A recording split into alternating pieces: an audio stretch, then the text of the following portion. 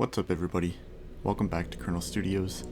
Today, I'm painting this Barbgaunt from the Leviathan box, glowing brain and all. Stick around.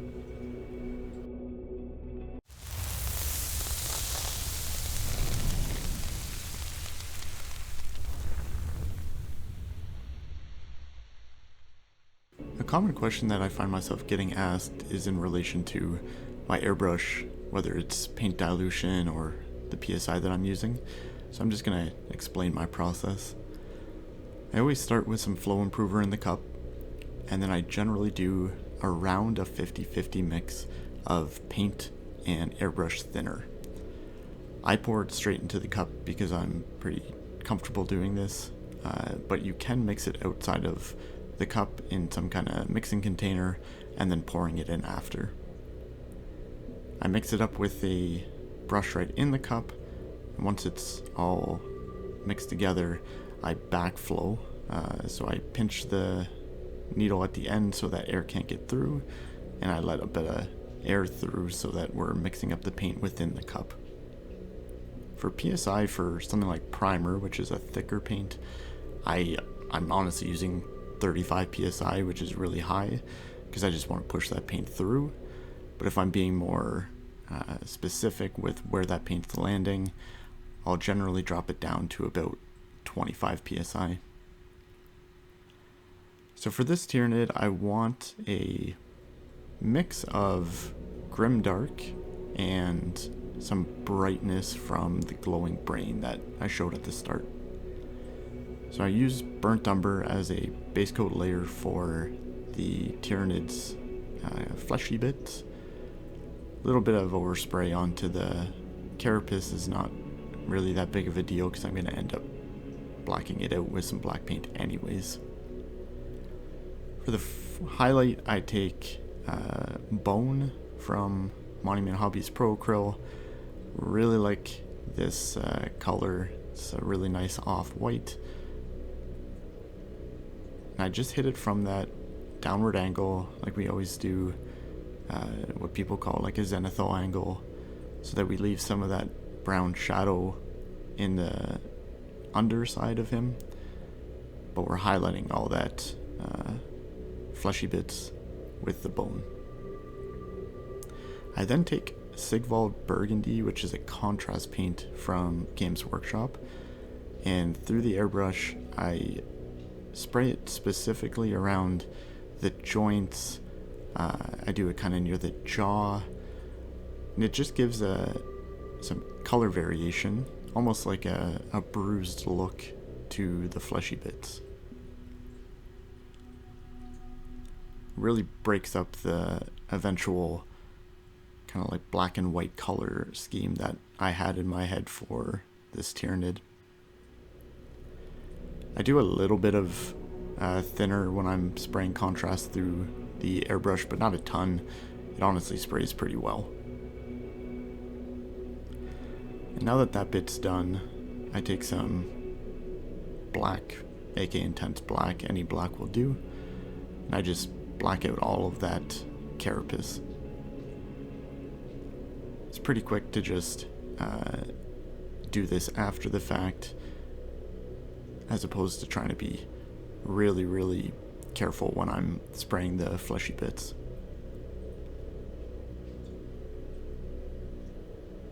And once it's all blacked out, we're ready to try some weathering.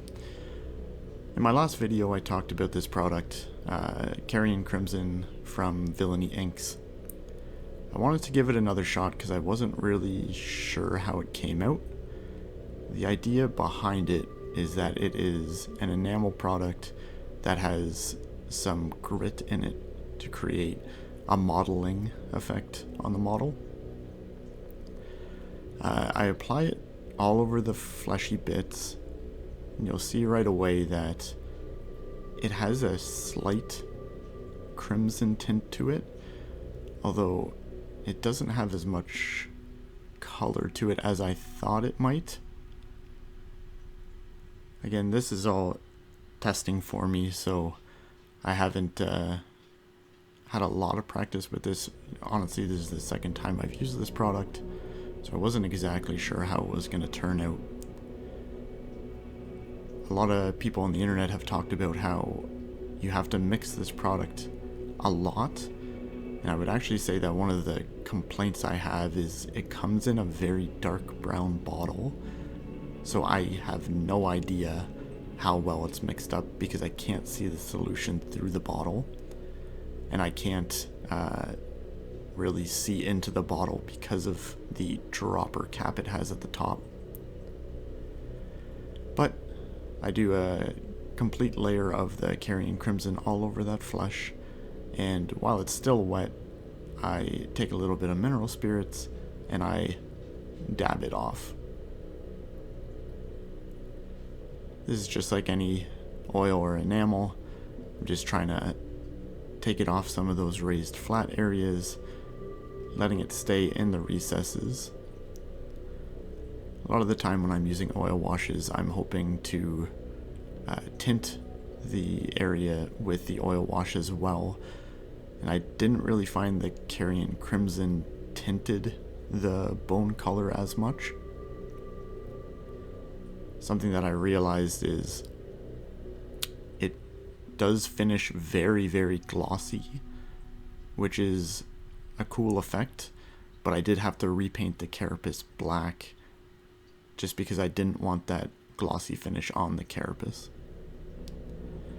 Now we're moving on to painting that outer shell, and I start with dark sea blue, and I'm painting about half of the Carapace towards the edges, just getting full coverage over that area, leaving about half of it black in the overlap. Making sure to get all of the spiky bits, leaving black in the deepest recesses so we still have some good contrast there.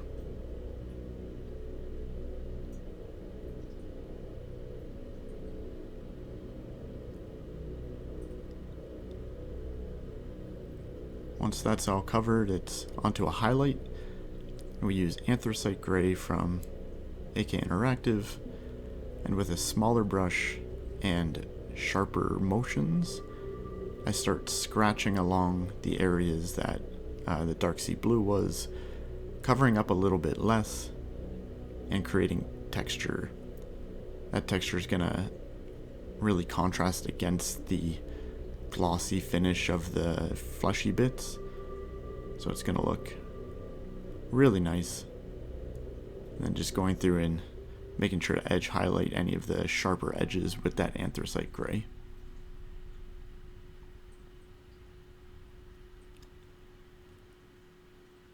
After that first highlight layer, we move on to the final highlight for the Carapace, which is Wolf Grey from Army Painter War Paints. Any desaturated blue-gray will work. And I'm doing the same thing, except covering up less of that dark sea blue and Anthracite Grey than I did before. Again, using a scratching motion to continue to push that that texture that we're trying to build up.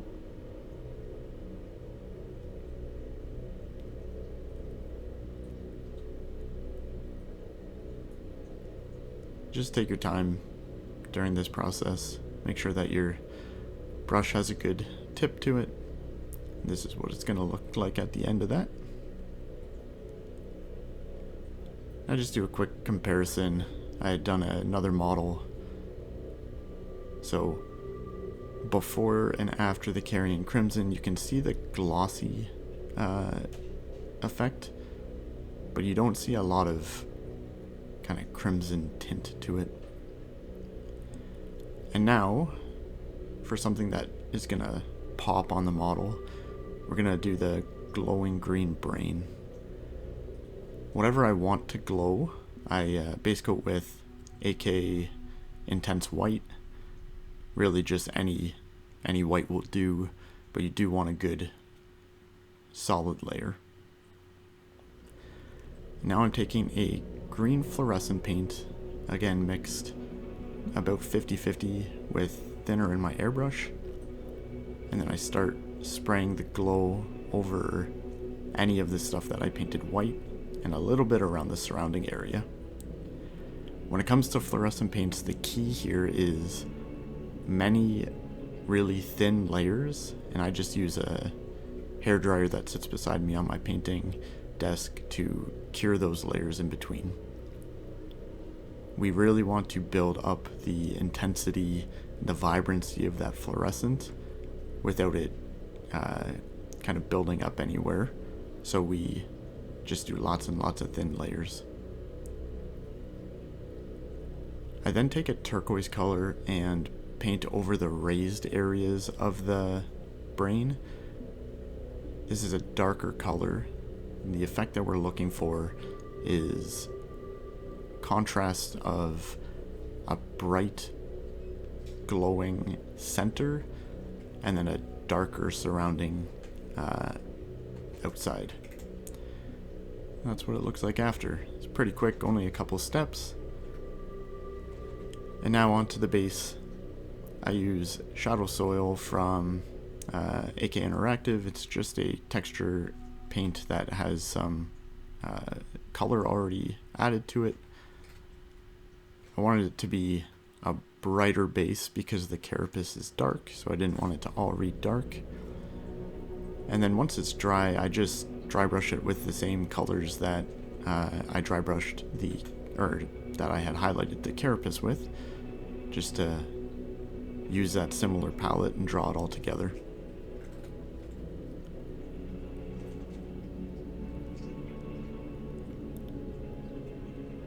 And after it's all done, really quick, really easy, grimdark looking Tyranid with a bright glowing brain. If there's anything that you want to see, subscribe, like the video, and comment on what you want to see next. Thanks for watching.